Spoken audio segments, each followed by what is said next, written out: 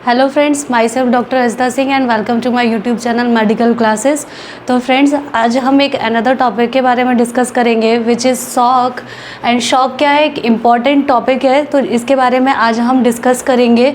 तो topic start करने से पहले आप सभी से बोलना चाहूँगी कि अगर आपने मेरे यूट्यूब चैनल को सब्सक्राइब नहीं किया है तो उसे सब्सक्राइब कर लें एंड मेरे वीडियोज़ को लाइक करें और बाकी अपने फ्रेंड्स के साथ भी शेयर करें। तो अब हम आज टॉपिक स्टार्ट करते हैं। आज हम डिस्कस करेंगे शॉक के बारे में कि शॉक क्या कंडीशन होती है एंड इसके क्लासिफिकेशन के बारे में डिस्कस करेंगे, इसके टाइप्स के बारे में एंड इसके स्टेजेस के बारे में and clinical features of shock के बारे में हम डिस्कस करेंगे। ठीक है, तो शॉक क्या होती है? बेसिकली एक क्रिटिकल कंडीशन होती है। फर्स्ट ऑफ ऑल हम शॉक एक एज अ डेफिनेशन समझेंगे कि किस कंडीशन को हम एक टर्म देंगे कि ये शॉक की कंडीशन है। ठीक है, तो शॉक क्या है? एक क्रिटिकल कंडीशन होती है जिसमें क्या हो जाता है, ड्रॉप आउट हो जाता है क्या, ब्लड फ्लो, ठीक है, थ्रू द बॉडी। ठीक है, क्या है ये? एक क्रिटिकल कंडीशन होती है जिसमें क्या होता है, drop out the blood flow into the body, ठीक है, थ्रू द बॉडी। ठीक, तो शॉक इज़ क्लिनिकल सिंड्रोम, ठीक है, shock is the clinical syndrome that result from generalized poor tissue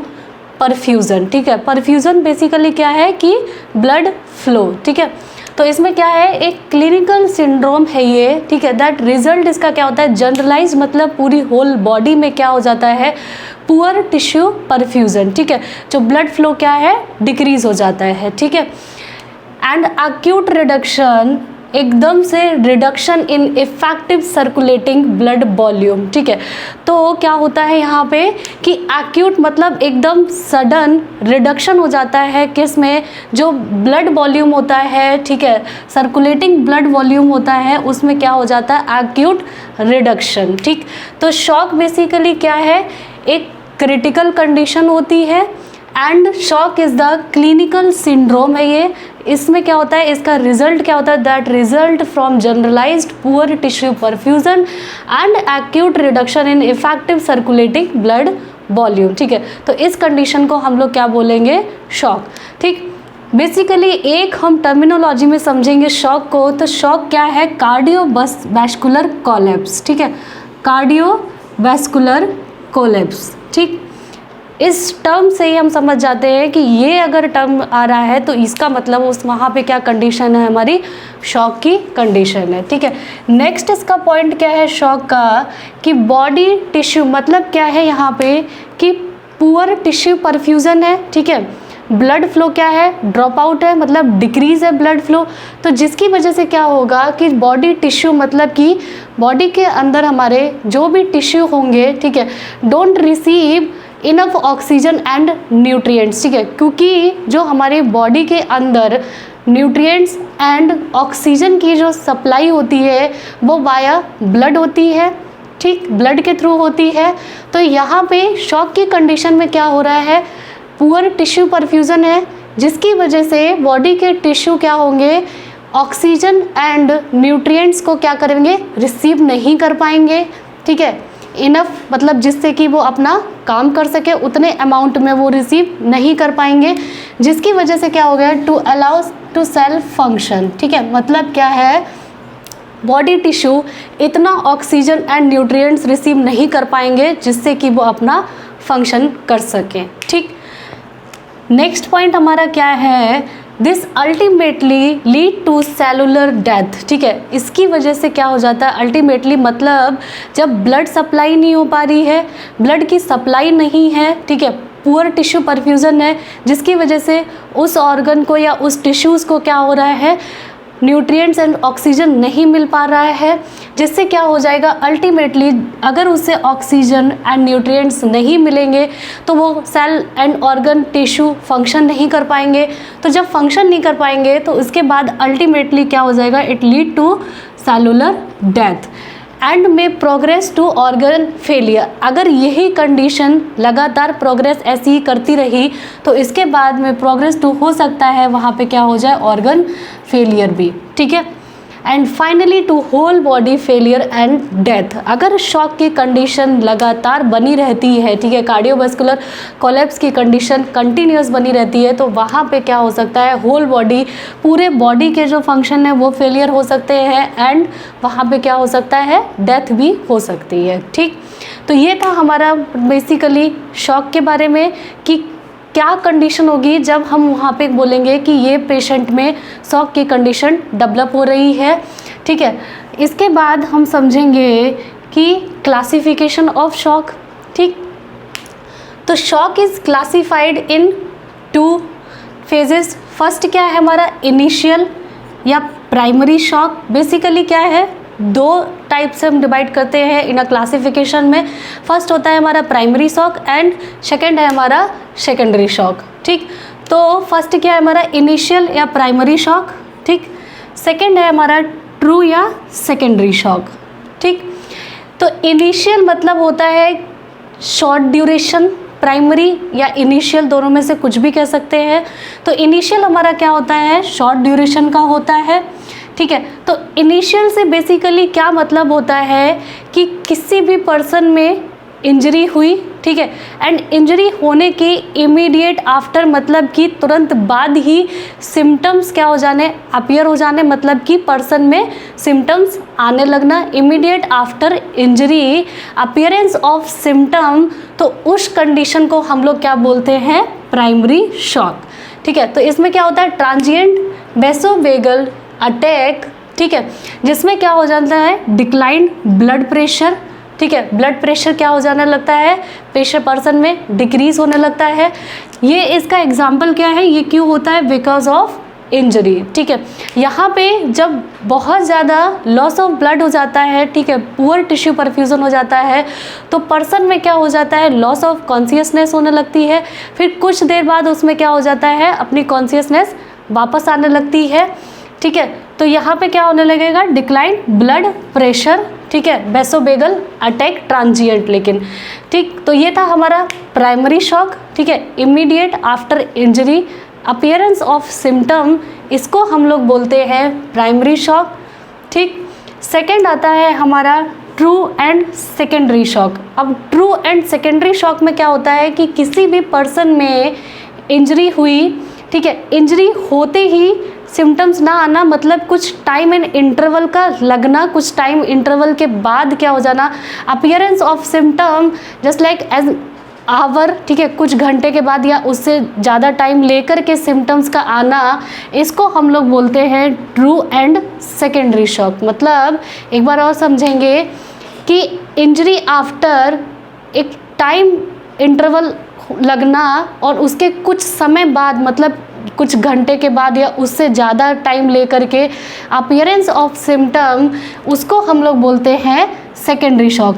लेकिन प्राइमरी शॉक में क्या होता है, प्राइमरी शॉक में इमीडिएट आफ्टर इंजरी, मतलब इंजरी हुई और एकदम से सिम्टम्स का आना, इसको हम लोग बोलते हैं प्राइमरी शॉक। सेकेंडरी शॉक मतलब कुछ टाइम के बाद सिम्टम्स का आना, इसको बोलते हैं सेकेंडरी शॉक। तो इसमें सिम्टम्स में हमें क्या देखने को मिलता है, लो बीपी। ठीक है, बीपी मतलब ब्लड प्रेशर का लो होना। ठीक है, डिक्रीज ब्लड फ्लो डिक्रीज हो जाना, decrease blood volume, low temperature and low metabolism. ठीक है, तो ये सब कंडीशंस हमें देखने को मिलती हैं सेकेंडरी शॉक में। ठीक, इसके बाद अब हम डिस्कस करेंगे यहाँ पे कि कॉमन टाइप्स ऑफ शॉक। ठीक, कि शॉक जो है हमारे कितने टाइप्स के होते हैं, लेकिन उससे पहले हम डिस्कस करेंगे यहाँ पे स्टेजेस ऑफ शॉक के बारे में। ठीक है, तो बेसिकली जो स्टेजेस होती हैं वो हमारी 3 जनरल फेजेस होते हैं स्टेजेस में। ठीक है, स्टेजेस ऑफ शॉक में हमारे 3 जनरल फेजेस होते हैं। फर्स्ट है हमारा नॉन प्रोग्रेसिव स्टेज। ठीक, नॉन प्रोग्रेसिव स्टेज क्या होती है इन अ शॉक कंडीशन में, कि ये कंडीशन वो होती है रिवर्सिबल विद आउट ट्रीटमेंट। ठीक, नॉन प्रोग्रेसिव स्टेज वो होती है शॉक की, वो स्टेज है ये जहाँ पे विदाउट ट्रीटमेंट, बिना ट्रीटमेंट के ही पर्सन क्या हो जाता है, रिवर्सिबल मतलब अपनी जो नॉर्मल स्टेट होती है उसमें वापस आ जाता है। ठीक, सेकंड है हमारी प्रोग्रेसिव स्टेज, प्रोग्रेसिव स्टेज वो स्टेज होती है रिवर्सिबल विद ट्रीटमेंट, ठीक।